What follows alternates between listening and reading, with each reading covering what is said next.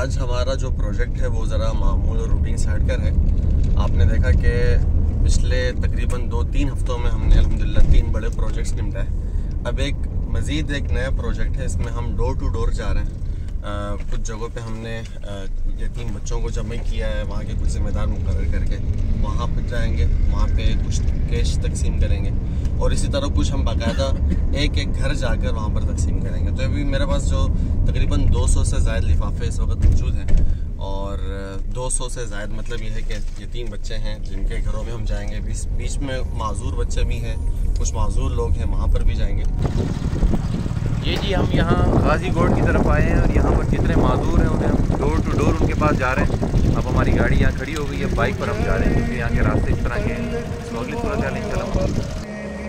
فبدوت شخصا آخر كي أتفاخر وظننت أنا أني بذلك حزت غنى فوجدت أني خاسر فتلك مظاهر لا لا لا نحتاج المال كي نزداد جمالا جوهرنا هنا في القلب تلالا لا نرضي الناس بما لا نرضاه لنا حالا ذاك جمالنا يسمو يتعالى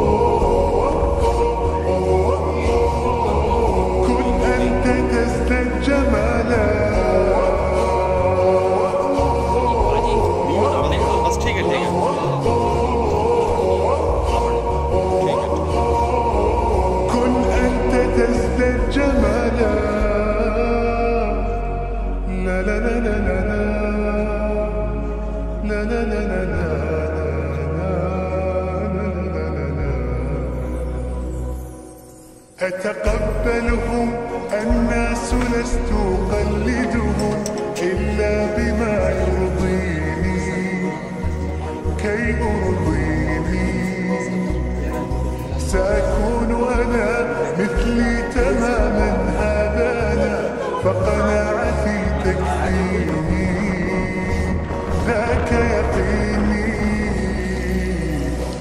لا لا لا نحتاج المال كي نزداد جمالا جوهرنا هنا في القلب تلالا لا لا نرضي الناس بما لا نرضاه لنا حالا ذاك جمالنا يسمو يتعالى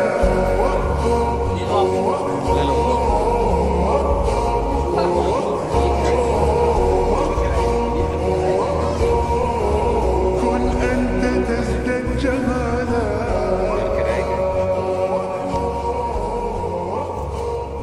कितना किराया भाई का? 6,000 रुपये। आप क्या करते हैं? ये जी बच्चा है 2021 में ये छत पे खेल रहे थे और खेल के दौरान ही कोई बच्चों ने सरिया जो है ना वो ऊपर उठाया और वो बिजली की तारों से लगा और 3 बच्चे माजूर हो गए। इनके दोनों बाजू चले गए, बाकी भी मुतासिर हुए और साथ के जो 2 बच्चे हैं उनकी भी टांगों का मसला है, लेकिन इसका सबसे ज़्यादा मसला है। बेटे आपका नाम क्या है? अयान। ये कान है इसका और पूरा मुतासिर हुआ।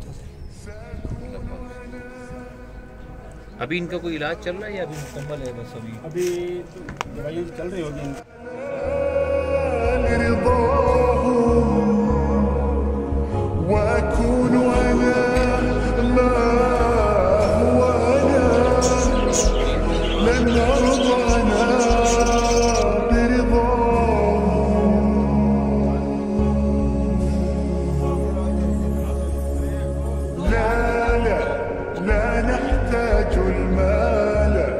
كي نزداد جمالا جوهرنا في القلب تلالا لا لا نرضي الناس بما।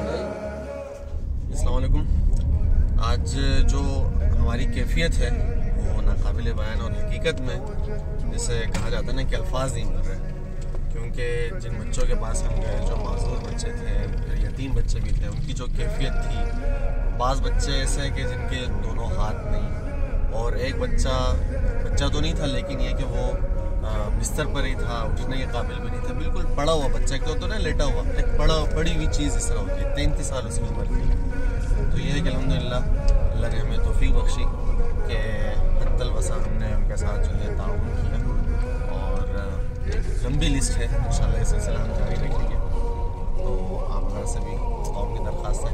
मुफ्ती साहब आप क्या फरमाएंगे बच्चों के हवाले से जो आज? बस जी, हमने इतने साल काम का एक्सपीरियंस हुआ, अल्लाह पाक ने हमें तौफीक अता फरमाई, लेकिन जो आज काम हुआ है ना, ऐसा लगता है कि अब हम शायद सही जगह पे पहुँचे हैं। पहले भी काम बहुत अच्छा था, लेकिन ये जो आज जिस जगह पर हम पहुँचे हैं वो वाक़तन जिस तरह आपने फरमाया कि नाकाबिले बयान है वो चीज़ें, लेकिन मैं समझता हूँ कि ये वो चीज़ें हैं कि जिसकी तरफ जो काम करना मुश्किल भी है। मुश्किल इस माना में है कि उन बच्चों को देखना और वहाँ खड़े रहना और अपने ऊपर बर्दाश्त रख करना, ये बहुत बड़ी बात है। मैं तो अपने ज़ब्त को काबू नहीं रख पा रहा था वहाँ पर जब हम गए। तो तस्वीर भी आप हज़रात से शेयर करेंगे, और बस अजीब व गरीब सी कैफियत है, और बस अल्लाह पाक आसानी वाला मामला फरमाए, और मैं इसी तरह से इंसानियत की खिदमत करने की तौफीक अता फरमाए।